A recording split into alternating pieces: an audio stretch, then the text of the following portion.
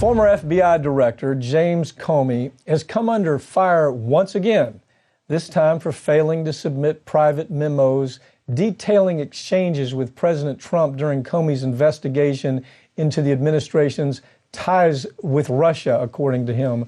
Legal journalist Molly Barrows is here to walk us through it. I thought this was remarkable. MSNBC is calling this guy the new Paul Revere. I mean, he's a criminal. I mean, engaged in criminal conduct. Right. But MSNBC, oh, he's the new Paul Revere. Here's what's so weird about this. All of a sudden, you have this shift of liberals embracing the spook industry. I mean, like they're buddies. Again, right. 20 years ago, no, we understood the spook industry for what they are. They churn up wars, they sell weapons, they promote imperialism in every kind of way. We undermine countries all over the world. That's who this guy is. Yes. I mean, he's part of all that. Yes. Now, you tell me, how does this come out? You hear this term deep state. You hear legitimate media saying, yeah, it's real. He's kind of part of that, isn't he? Well, there are lots of discussions about that because basically the whole reason that Comey said he kept these memos in the first place is because he was concerned that we had a president that was corrupt and was going to take steps that were going to cover up his corruption. And he based it on several conversations that he had with Donald Trump, including the first one back in January of 2017, where Donald Trump emphasized how important loyalty was to him. So his justification in eventually leaking these memos to a law professor who then leaked it to the Times, it was that report of one of those memos about, hey, I need you to take it easy on Flynn, is what Comey said Trump had told him, that sparked the 2-year Robert Mueller investigation. So Comey's reasoning for that was, I was concerned, I love this nation, I felt like he was bucking the rule of law. And so going back to your deep state theory, there are those that are basically saying, well, then you're doing the same thing because you didn't adhere to your own employment policy, your own FBI and DOJ policies, because you thought what you thought was strong feelings. Yeah. I feel passionate about this, what I think is more important. Howard Zinn, you remember how critical Howard Zinn was to all of us understanding how democracy works. Right. Chalmers Johnson always talked about characters like Comey, and they talked about the fact that once we allow a handful of people to determine where America where we head for policy, we've moved on beyond democracy. Yes. So Howard Zinn, pretty smart guy, probably wrote the most important books ever written about, America's involvement with other countries where we push imperialism, we push wars, we churn. He would always return to the fact that it's people like Comey.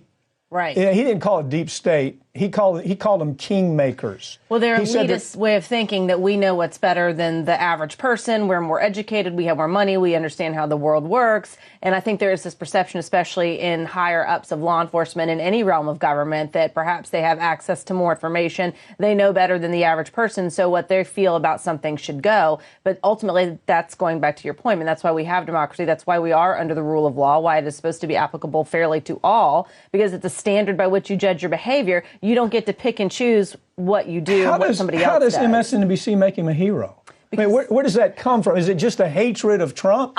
We hate Trump so badly that anybody who is an enemy of my enemy is my friend. I mean, that's almost what it's saying. You're seeing that across politics, across news media. The more segmented we are, whatever somebody tells you that already fits in with what you believe, tribal. That's what you want to listen to. Yeah, tribal. And so, yes, as long as Comey is doing and saying things that they feel like are in the better interest of what they personally feel, they are going to hold him up as a Paul Revere and a hero, but Paul Revere. Honestly, God, they called him a Paul. What if by land, two by sea, two memos by land? Look, not only that, they're hiring all these people. They hired Brennan, they hired Clapper. They're hiring all of these spooks. Well, Sarah Sanders got picked up by Fox. Well, exactly. There's two sides to it. But here's the difference. Sanders doesn't go on the air and churn up war. You see, she's a press secretary. Right. These guys come on the air as if they have inside information. They did it in Iraq. Yes. These guys, the Comey types, got us involved in Iraq. They got us involved in a war based on lies. Okay. Yes. It is that elitism that you just talked about. It's that kingmaker mentality that Howard Zinn talked about. Nevertheless, you've got these loony progressives that say, oh, we love these guys now. Really? We love them now? Right. And you're right. It's completely unfair, and it needs to go back to critical thinking. And thank goodness we had a guy like Michael Horowitz, who is the Inspector General for the DOJ, who took a look at Comey's handling of the memos, as well as his handling of the Clinton email investigation, which Hillary Clinton blames to a great extent for her losing the election. But basically, the same problems that he had with how he handled the Clinton email investigation were the same problems that he had with how he handled these memos, and that he basically usurped the authority of the Attorney General. He thought what he felt was more important than actually abiding by policies, that if he truly felt Trump was going to be a threat to the country or was trying to buck the rule of law, that he should go ahead and report it to other authorities.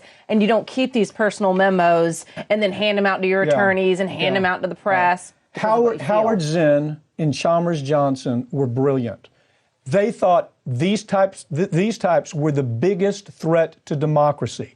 Progressives used to believe that. Not anymore. Well, they don't see it anymore. They don't see it anymore until you talk about it. Yeah, well, thanks for joining me, Molly. Thanks, Pat. Every year, 1 million hernia surgeries are performed in the United States. Unfortunately, some mesh implants that are used in these surgeries have caused complications, including infection and organ damage that led to surgeries to correct those problems. If this has happened to you, learn more about the hernia mesh lawsuit by going online to hernia.law or call us for a free consultation about your legal rights.